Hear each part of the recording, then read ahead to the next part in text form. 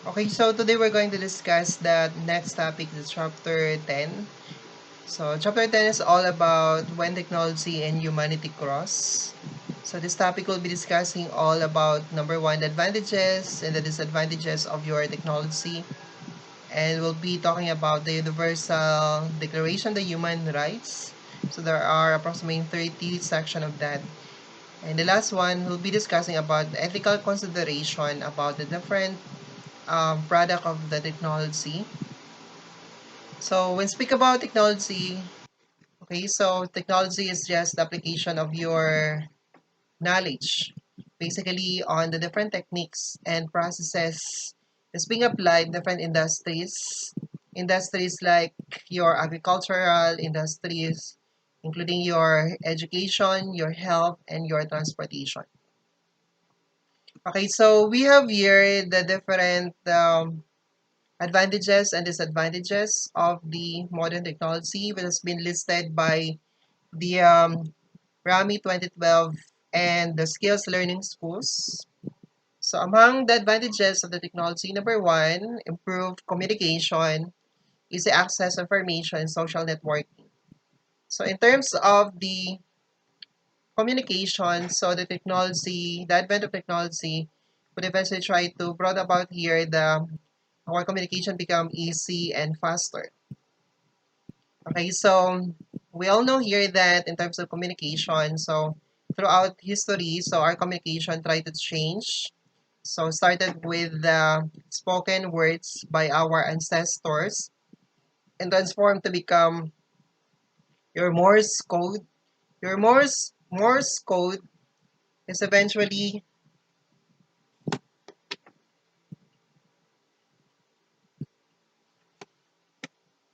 okay. The Morse code would be related here to the use of the different symbols or an objects basically as a form of their communication. So parang symbol lang siya that would serve as their means of expressing their information, disseminating information. Then eventually nagkaroon tayo ng printing press, typewriter, and we have here the office communication. For the office communication, you have your web technology, you have your social media because of that. So in terms of the communication, technology would allows us to have an easy, faster mode of dissemination of the information. The second advantage would be improved housing, lifestyle, and entertainment. So in terms of the improvement in the housing, lifestyle, entertainment, so basically improvement here is made by the different materials that we use to build our houses, our homes. So ang mga materials natin, so nagiging ano sila, they have a greater mechanical strength, mas matibay sila compared to the previous na mga ginagamit for building our houses.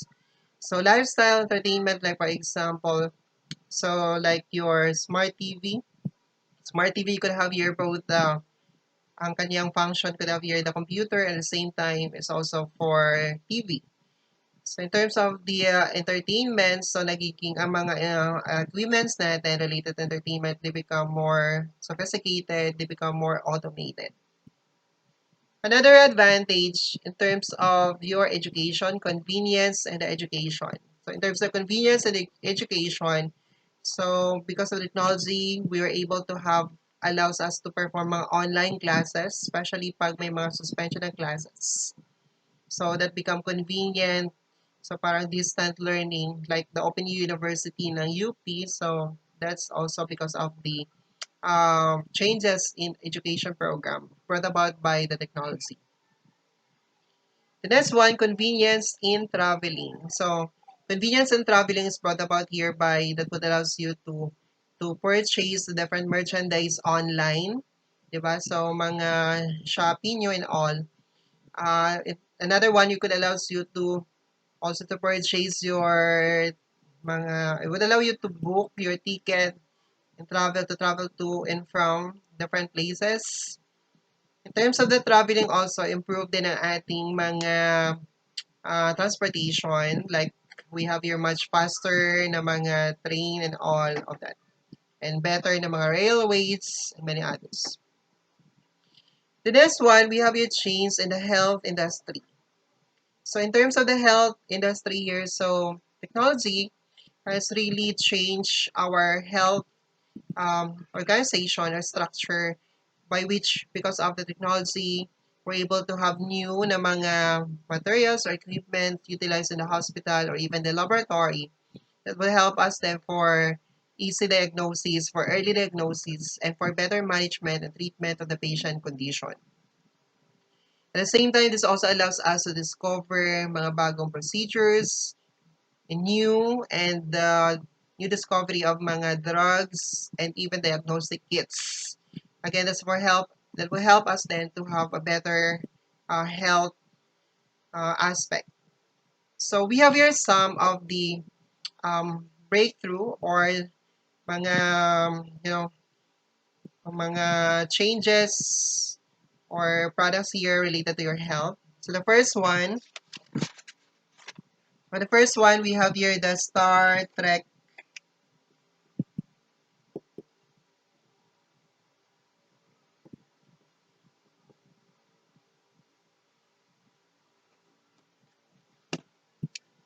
With the Star Trek style tricorder, this is just a recorder that would allows you then to record or to scan. It's a sensor actually that will allows you to scan for the patients that will allows you then to get information from the patient.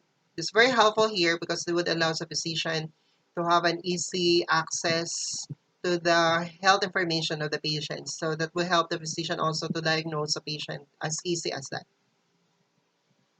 The next one, we have the interoperability between the health system.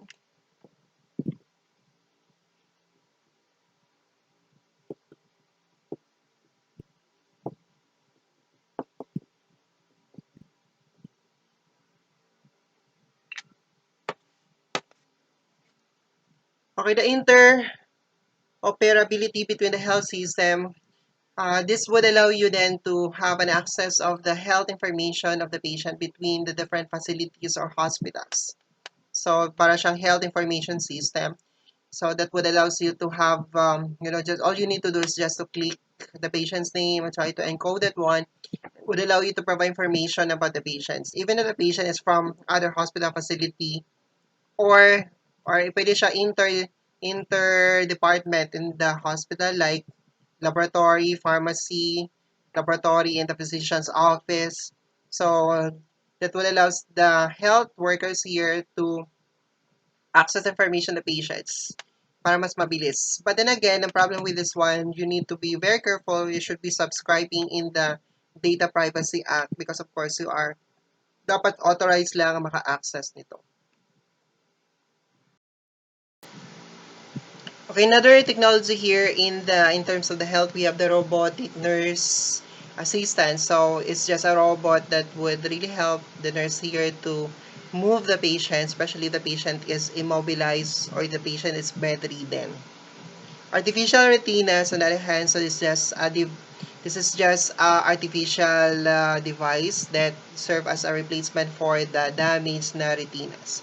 Most likely kasi in the health department, so most likely if the patient would have here the end stage ng mga organ damage like your retina or even your kidney, ang pinaka-option natin for medical treatment is the patient would undergo transplantation. Pag transplantation, you need to find a donor.